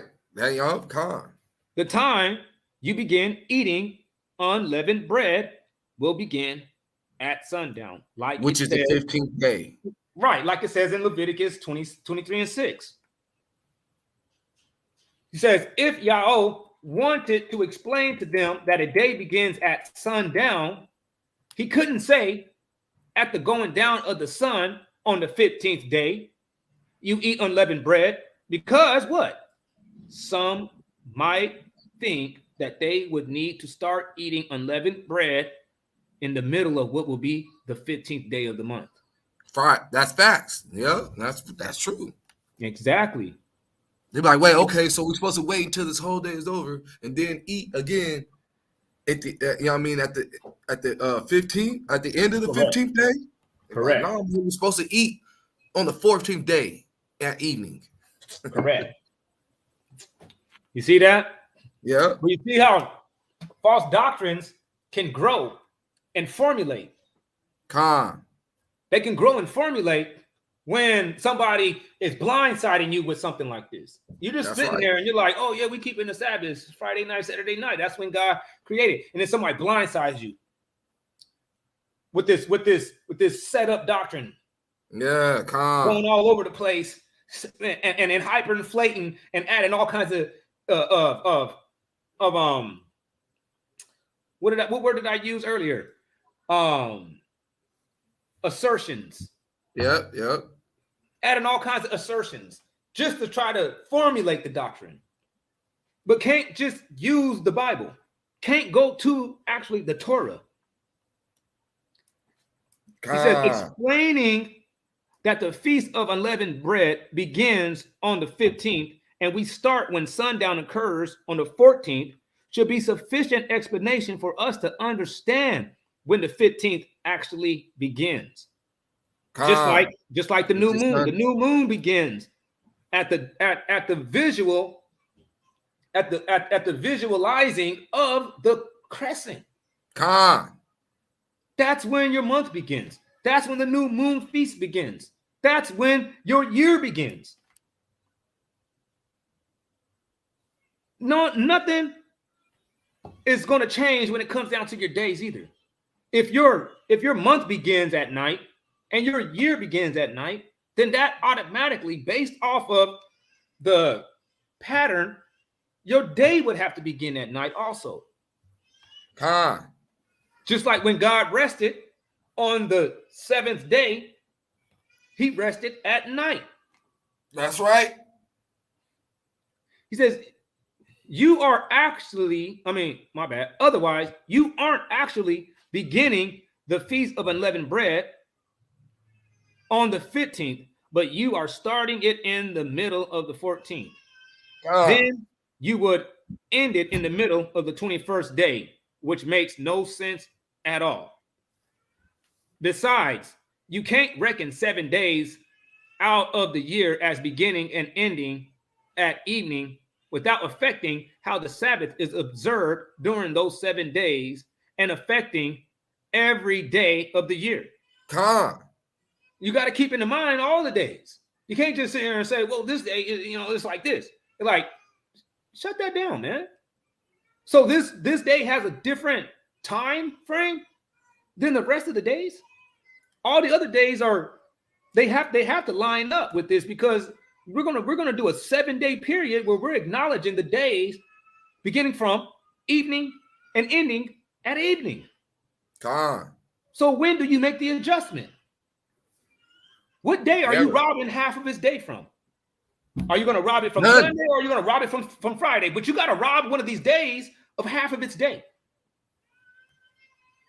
Or give another day an extra 12 hours. That doesn't make sense. And it doesn't mathematically align. If we take reading on, it says they came no more on the Sabbath. And he's going to cover this Nehemiah 13 and 15 too. If we take the time to study Nehemiah thoroughly in context, it will also clearly demonstrate when the Sabbath begins. Let us take a moment and examine it in full context. In the book of Nehemiah, chapter 13 and 15, it says, in those days I saw people in Judah treading wine presses on the Sabbath and bringing in sheaves and loading donkeys with wine, grapes, figs, and all kinds of burdens, which they brought into Jerusalem on the Sabbath day. And I warned them about the day on which they were selling provisions. Men of Tyre dwelt there, who brought in fish and all kinds of goods and sold them on the Sabbath to the children of Judah. This had to have been in the daytime. And in Jerusalem. Then I contended with the nobles of Judah and said to them, what evil thing is this that you do? by which you profane the Sabbath day. Did not your fathers do this? And did not our Elohim bring all this disaster on us and on this city? Yet you bring added wrath on Israel by profaning the Sabbath. What is Nehemiah speaking about when he says, did not your fathers do this? And did not our Elohim bring all this disaster on us and on this city? In the writings of the prophet Jeremiah, Yahweh made an offer to the children of Israel. It's quite a quite amazing offer, actually. He said that if they would only stop bringing burdens through the gates of Jerusalem on the Sabbath, to keep the Sabbath, he would bless the city and allow it to remain forever. And kings and princes would enter those gates forever, sons of David riding in horses and chariots to an everlasting city. He told Jeremiah to stand in each of the gates of the city and declare these things. This is Jeremiah 17 and 19. Thus Yahweh said unto me, go and stand in the gate of the children of the people, by which the kings of Judah come in, and by which they go out, and in the gates of Jerusalem, and say to them, hear the word of Yahweh, you kings of Judah, and all the inhabitants of Jerusalem who enter by these gates. Notice that Jeremiah is standing at the gates while giving this message. Remember this for later, because when we get to 17 and 21, thus says Yahweh, take heed to yourselves and bear no burden on the Sabbath day, nor bring it in by the gates of Jerusalem, nor carry a burden out of your houses on the Sabbath day, nor do any work, but hallow the Sabbath day as I commanded your fathers. But they did not obey nor incline their ear, but made their necks stiff, that they might not hear nor receive instruction. And it shall be, if you heed me carefully, says Yahweh, to bring no burdens through the gates of this city on the Sabbath day, but hallow the Sabbath day to do no work in it. Then shall enter the gates of this city kings and princes sitting on the throne of David, riding in chariots and on horses, they and their princes, accompanied by the men of Judah and the inhabitants of Jerusalem, and this city shall remain forever. And they shall come from the cities of Judah and from the places around Jerusalem, from the land of Benjamin and from the lowland, from the mountains and from the south, bringing burnt offerings and sacrifices, grain offerings and incense, bringing sacrifices to praise the house of Yahweh. So Yahweh gives a promise here. And what a promise it was. Because for he didn't even ask them to serve him or not worship idols, etc. Just keep the Sabbath. I think Yahweh knew that if they would keep the Sabbath would keep them, meaning cause them to delight themselves in Yahweh, pertaining to Isaiah 58. And this memorial of creation would cause them to seek Yahweh weekly.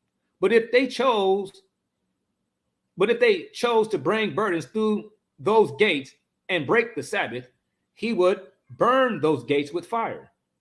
He said if they will only keep the Sabbath and bring no burden through the gates of this city on the Sabbath, Yahweh would allow Jerusalem to remain forever. But if they chose to break the Sabbath and allow carrying burdens throughout the city of the gates of Yahweh's holy day, he would destroy the city. At Jeremiah 17 and 27. But if you will not heed me to hallow the Sabbath day, such as not carrying a burden, when entering the gates of Jerusalem on the Sabbath day, then I will kindle a fire in its gates, and it shall devour the places of Jerusalem, and it shall not be quenched. And I believe that a lot of people that's trying to come up with this day-to-day doctrine is trying to cause this to happen to us, and they are actually set up. They're double agents, COINTELPROs, being set up to cause us to be destroyed. Because why? Because the devil knows that his time is short. So he's working really, he's working vehemently. He's trying to make up, and he's trying to destroy. As we seen in Daniel, the book of Daniel, which says the same thing. that they're going to try to afflict us in order to try to change times. Not meaning they're going to try to switch up calendar days. It's because they're going to try to stall and maintain their position and their dominance over us. That makes a lot more sense because we look in the book of Judah, chapter 5 and verse 20, and that's exactly what these people are relying and banking on, is for us to be in sin, for them to still maintain power over us. Bring it out. Sin is a transgression of the laws. You got to be actually breaking them while you know better. So it makes sense why Nehemiah says, in Nehemiah 13 and 18, did not your father do this? Did not your fathers do this? And did not our Elohim bring all this disaster on us and on this city? Yet you bring added wrath on Israel by profaning the Sabbath. And we can say the same things with Pastor Pork Chop and all them, what they've been doing over here for the last 150 years. Teaching us to profane the Sabbath. And what has happened to the cities that we have occupied? Or the places or the areas of the cities that we have occupied? They have decayed. Destroyed. Yeah. That's another thing that brother was also teaching. He was teaching people to break the Sabbath because he's telling these people that they can still be prepping that day from evening. You cut off until morning. I didn't hear you after you said they can still be prepping, but shit, that's a violation. You can't be prepping as in gathering, buying, and selling once the night falls. And we already know that has never been a concept that's actually been accepted, because the markets back in those days, before the light posts and the street lights and the electricity going to the light bulbs on the ceiling of your roof, before those days, people shut down the markets at night. So there was no prepping for the Sabbath at night. Whoa. You get that? Yeah. He says, Nehemiah's course of action from this point will make a lot more sense when we understand his comments in the proper context. Jeremiah said that Yahweh would not allow Jerusalem to remain forever if they would keep the Sabbath. He would allow Jerusalem to remain forever if they would keep the Sabbath and forbid the bringing of burdens into the gates of the city. But he would destroy if they permitted these things. So what does Nehemiah do? In Nehemiah 13 and 19, so it was at the gates of Jerusalem, as it began to be dark before the Sabbath, that I commanded the gates to be shut, and charged that they must not be opened till after the Sabbath. Then I posted some of my servants at the gates, so that no burdens would be brought in on the Sabbath day. To ensure that no burdens were brought through the gates of the Sabbath, he made a special point to command that the gates be shut, as it begins to be dark before the Sabbath. And looking at the Hebrew, there is no doubt that this refers to the time period to sunset. The Hebrew word translated dark in this verse is H67 and 51, which means shadowing. Other words related to H67 and 51 carries this kind of meaning as well. And we can see it right here at 46 and 99. 60, and it's rooted from the word 67 and 51, which means shade or bottom. And Del 67 and 38. The root word is also from 67 and 51, which means shade. All right, defense or shadow. Same thing. It just repeats. It all means dark. Here are a couple of examples of these words. At Job 40 and 22, the lotus tree covers him with their shade, 67 and 52. The willows by the brook surrounds them. In Ezekiel, we see that in Psalms. We see that in Ezekiel 31 and 3, and in Psalm 17 and 8. So thus, the New International Version of Nehemiah 13 reads as, Nehemiah 13 and 19. When evening shadows fell on the gates of Jerusalem before the Sabbath, I ordered the doors to be shut and not opened until the Sabbath was over. I stationed some of my own men at the gates so that no load could be brought in on the Sabbath day. But no matter how one translated, it has something to do with shadows. Since there are no shadows after sunset, the verse would have to be speaking of a time prior to sunset. Long shadows are a characteristic of the time just before sunset. So now That's right. That's right. That's how that's actually how the time dial works. Ah. Sundial. He said, so now that we have established that the timing of Nehemiah's closing of the gates occurred just before sundown, what would have been the purpose of shutting at that time? And here's the answer. Obviously, it was the time just before the Sabbath. Nehemiah did not want people bringing in and carrying burdens into Jerusalem on the Sabbath day. So what did he have to do? He had to close it prior to the Sabbath day at sundown, right before sundown. So he had the gates shut just before sundown to ensure that. You see? So the understanding is clear. If he shuts the gates right at sundown, someone could have come in just prior to sundown and lugged their wares around to their destination on the Sabbath. And he prevented that. So Nehemiah 13 and 20 says, now the merchants and the sellers of all kinds of wares lodged outside Jerusalem once or twice. Then I warned them and said to them, why do you spend the night around the wall? What time was it? Night. Sabbath begun, and they were still hanging around, and it was night. Not the day. The Sabbath begins at night. If you do so again, I will lay hands on you. In other words, he'll beat them up. From that time on, it came no more on the Sabbath, which was at night. And I what did it say? They came no more on the Sabbath. What time was it? Night. It was night.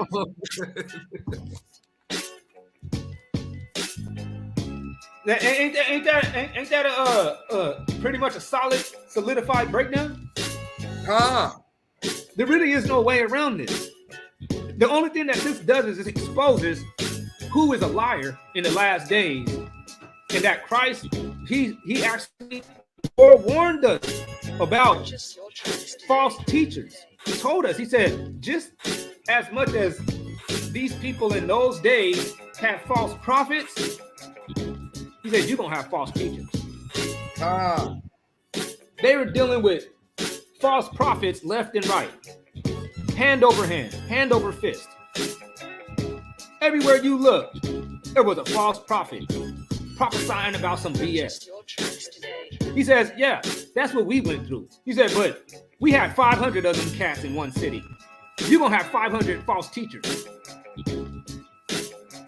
He said, and I commanded the Levites that they should cleanse themselves and that they should go and guard the gates to sanctify the Sabbath. And this was going down when? At night. Remember me, O Elohim, concerning this also, and spare me according to the greatness of your mercy. So he goes on with his commentary and says, if the previous verses were not clear enough, we have Nehemiah himself telling us when the Sabbath is. Note the progression of events here. Number one, the merchants came and spent the night around the wall, presumably in hope to bribe their way in or to buy and sell to anyone leaving the city. 2, Nehemiah threatens to lay hands on them if they spend the night around the wall. Number 3, inspired scripture says, from that time on, they came no more on the Sabbath. That's right. Night. So that's another nail in the coffin. He says, since the scriptures tell us they are coming on the Sabbath and they are coming to spend the night around the wall, this would clearly tie the Sabbath as beginning in the evening. The gates were shut as the shadows fell upon the gates of Jerusalem just before the Sabbath. The merchants came afterwards and tried to spend the night around the wall, hoping to get in the next morning. Nehemiah then threatened them to prevent them from spending the night around the wall, a time the scriptures call the Shabbat. That's right. After taking care of that problem, Nehemiah then commands the Levites to cleanse themselves and guard the gates so that the Sabbath would be sanctified. And that's what we got to do now, man. We got to clean up our act and get rid of the bullshit doctrine and actually still guard the gates of the Sabbath. That means, man, we got to sit there and make sure that these false doctrines do not grow and to come into full effect, which will actually cause us to be destroyed once again, just as our forefathers have done in the past, especially over here in our experiences in the United States of America, man. It's our duty as the light bringers to actually make sure that the infringement on the evening to evening Shabbat does not actually become successful, and that we must maintain what was actually reiterated clearly in Genesis 1 and 31 and Genesis 1 and 2 and Genesis 2 and 1. We can't deviate out of that because we know that God doesn't change. So we can't let anybody say, well, look, Christ, he was risen on this day. I don't give it, I don't care what you're saying. There's nowhere in the scripts where it says that the day begins in the morning. That's right. Especially when we're dealing with actually trying to establish like the acknowledgement of these days and an event that is tied to that acknowledgement. It clearly lets us know, no. It happens at night. The day of your Feast of Unleavened Bread, it happens at night. It's on the market. Your first day of your actual Passover feast occurs at night. You're eating the roast and you're eating the Feast of Unleavened Bread at night. The beginning of the 15th day. It's just that simple. He said earlier he had placed his own servants there, but now he is trusting the Levites to do what they are supposed to do and guard those gates from Sabbath breakers, lest the gates be burnt with fire again, as Jeremiah prophesied. At the setting of the sun. Another scripture supporting the fact that the Sabbath ends at evening is in Luke chapter 4. If we go to Luke chapter 4 and verse 38, it says, and having risen out of the synagogue, he entered into the house of Simon. And the mother-in-law of Simon was pressed with a great fever. And they did ask him about her. And having stood over her, he rebuked the fever, and it left her. And presently, having risen, she was ministering to them. Not preaching and teaching, she was helping them out. And at the setting of the sun, all, as many as had any ailings with manifold sicknesses, brought them, and I knew I was going to do that, brought them unto him, and he on each one of them his hands having put did heal them, or having put his hands on each one of them, he healed them. For people to wait until the setting of the sun to bring the sick people to Yahushua for him to heal demonstrates that it was certainly a first century practice to end the Sabbath at sundown. After all, why wait until sundown to carry the sick to him if it is still considered to be the Sabbath day? And that's exactly what they were trying to stone Christ for, or they were tripping on the dude that Christ healed on the Sabbath day. They told him to carry his bed. You remember that? When Christ told him to go and carry his bed off, they were like, what is he doing? That's not lawful to carry the bed on the Sabbath. So these people were carrying sick people to Christ. Some of them probably, according to even some of the scriptures prior, some of them was probably bedridden. So they had to wait until the Sabbath was ending because they didn't want to get tripped on by the scribes and the Pharisees, because they was already hunting for that type of behavior, and they were going to condemn that type of behavior. Historical evidence. Confirming the above scripture, we also have historical evidence that in the first century, the Sabbath was observed starting at evening. Josephus, a first century Jewish historian, makes the following comment. This is in the Wars of the Jews, chapter 4, verse 582. And the last was erected above the top of Pastaphoria, where one of the priests stood, of course, and gave a signal beforehand with the trumpet at the beginning of every Sabbath day in the evening twilight. What? The beginning of the Sabbath in the evening. As also at the evening when that day was finished. And then the day ends in dark, as giving notice to the people when they were to stop work and when they were to go to work again. That's right, man. There ain't Come hey, on now. What can you say? You see that, Akmalak? What can you say after that? Can't say anything, man. You know what I mean? Just going against, at this point, you know what I mean? If you say anything against that, man, you're going against the whole world, man. Yeah, you're just going against all information. You're going against the Bible. You're going against the world of Israel, man. Yeah, you're going against historical references, and you're actually going against the New Testament, which a lot of people is trying to solidify their doctrine off of. By twisting up the scriptures.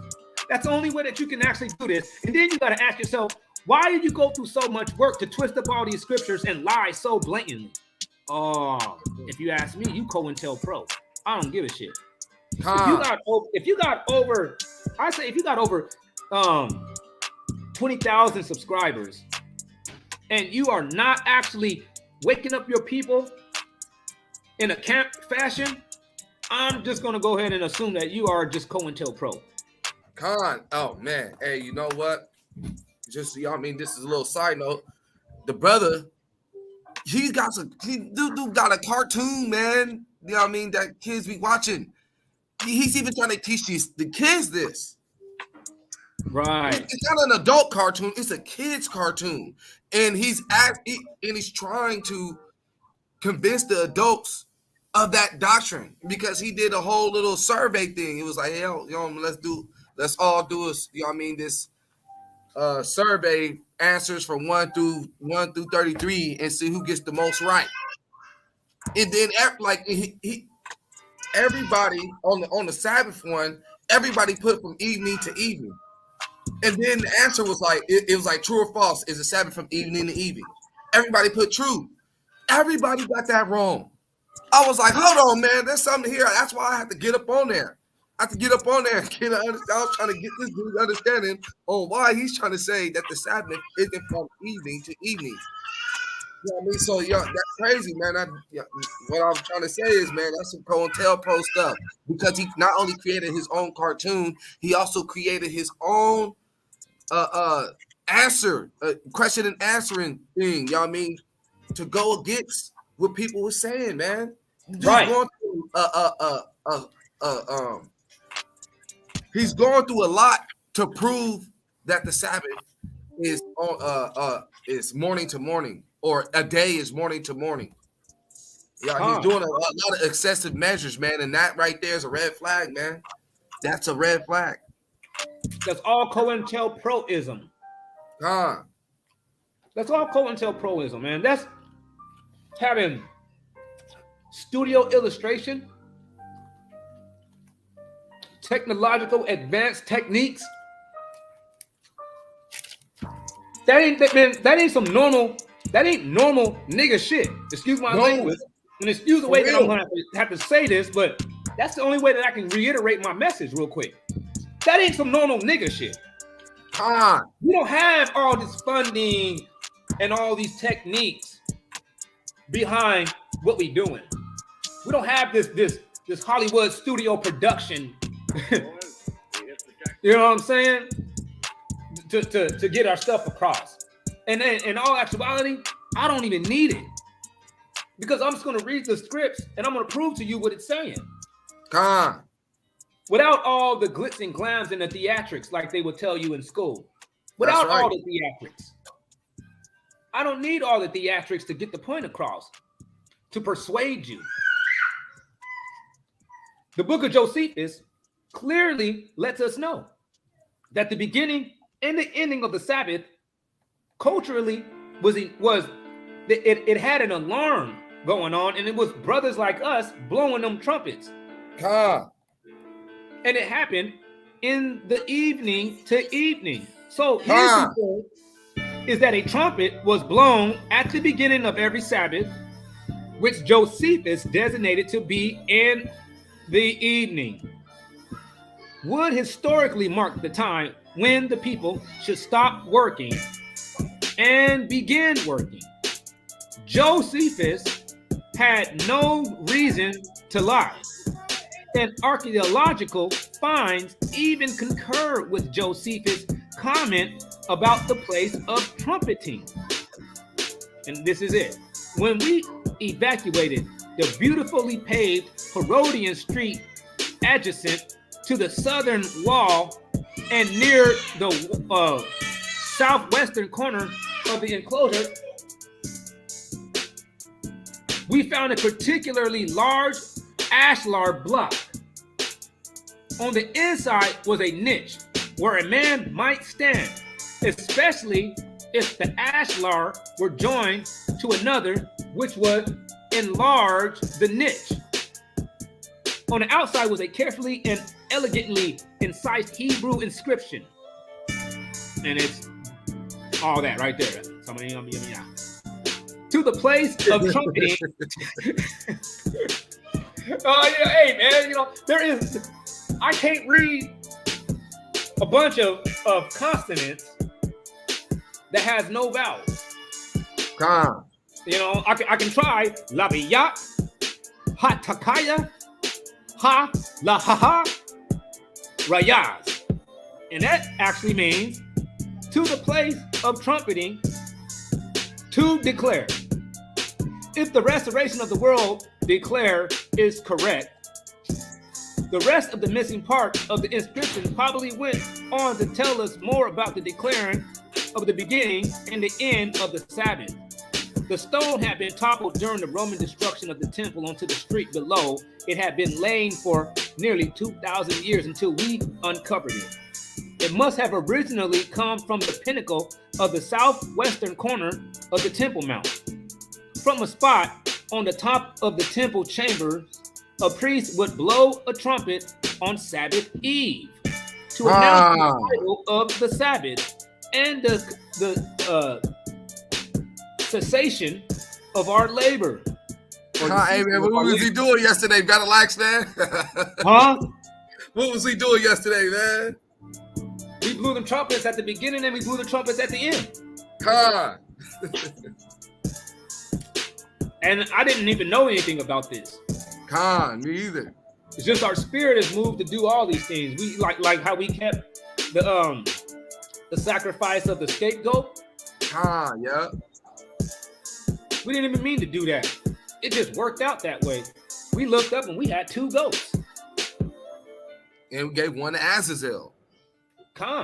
We gave one to the white man. The chief of the deceivers. That's right. So it says it must be. My bad.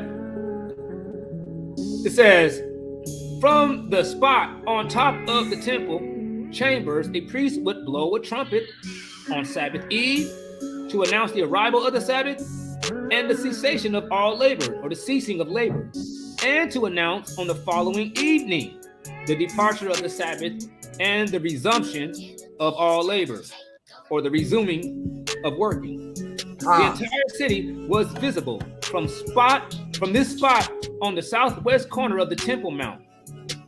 The clarion call of the trumpet would reach the furthest markets of the city.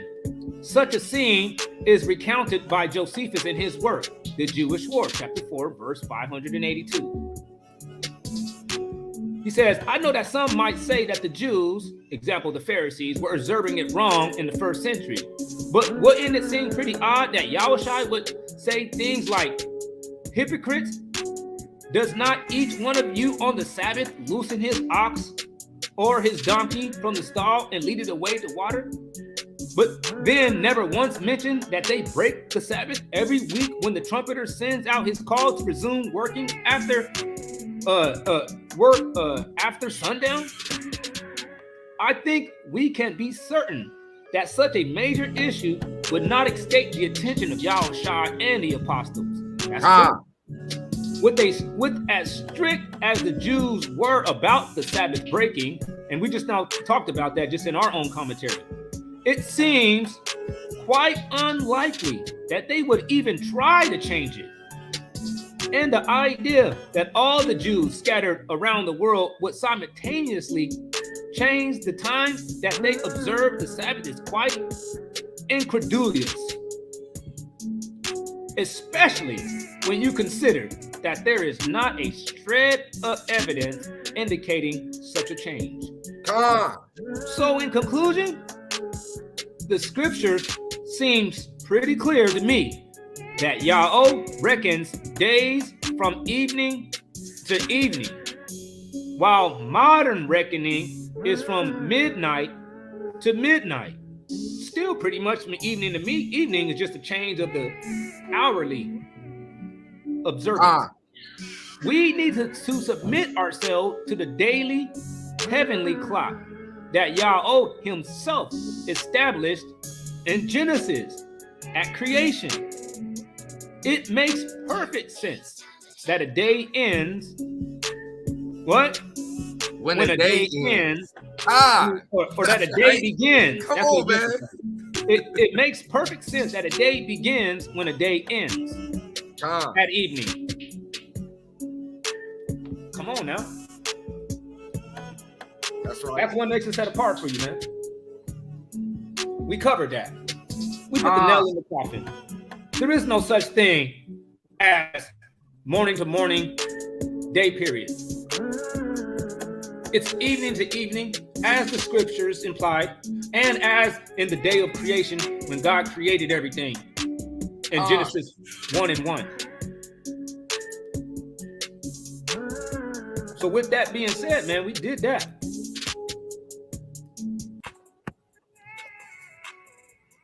Kal halal haba. The brother said time for Shalom, man. This brother said time for One Nation to join the Lions Den League.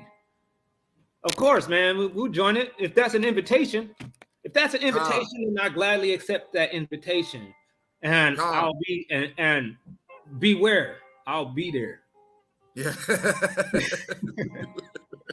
I'm just saying, beware, I will be there. I'm not going to take invitations lightly. If I get invited to a debate league, I shows up. I shows up until I get removed.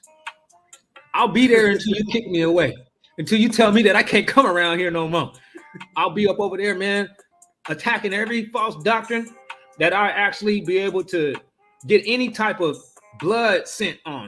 As soon as I smell some of that blood, I'm like a great white shark, man. I'm coming from miles away and I'm coming to devour. So it's Akmalak, man. Akmalak Torah, man. He's gonna come through with a lot of stuff that I might have taught but it loses, you know what I'm saying? I would just lose that as quick reference. Akmalak will have it.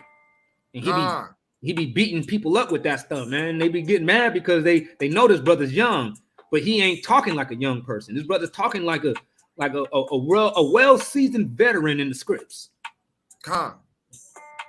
So Battle Axe and Akmalak will be joining the Lions Den League. Yeah, y'all gonna see us, man. When y'all see us, man, just know One Nation Set Apart has hit the building. For real. That's real, man. Yeah, y'all. We hit our 2-hour mark. Don't forget to like and subscribe, though, man. Subscribe and help push out this truth. And share this content. So the false doctrine that is coming out there that's infringing on the Shabbat and the keeping thereof doesn't get to actually grow to where it actually causes our gates to get burned by the Most High God with fire. We gotta keep it's our duty, according to the book of Nehemiah.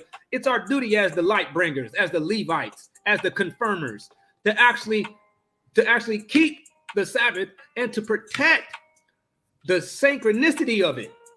That's right. Up to us. So we must abolish all false doctrines. All praises to the Most High Power, Bahashan Yahushua HaMashiach. And we're gonna close it out with another jam. You got anything to add to that, Akmalak? I'm dropping. No, man. Shabbat Shalom, Kal Halal Haba. All praises to the Father, Bahashem Yahushua Mashiach. That's the truth. Showing up. Everybody, thanks for showing up and attending. You know what I'm saying? Next time we do this, feel free to hit the panel. This is not a closed panel. One Nation Set Apart does operate with an open panel. So you can get on. You know what I mean? If you can make the doctrine more solid, or if you got something to bring that actually conflicts with what we're saying, and maybe you can, you know what I'm saying, clear something up. On the contrary, hey man, we accept that and encourage. Join, no problem. One Nation Set Apart. Yahweh's army of salvation. Israel's army of salvation. We about to be pushing that also. One Nation Set Apart will be running 2 channels very soon, and it will be called Israel's army of salvation. That's right.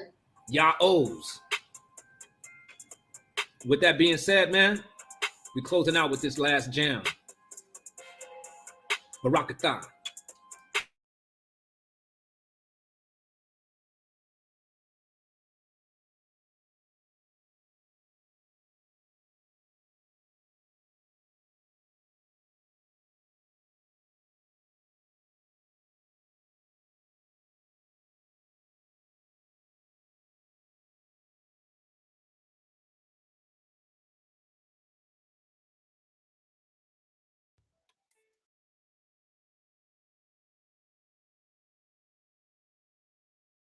Attention.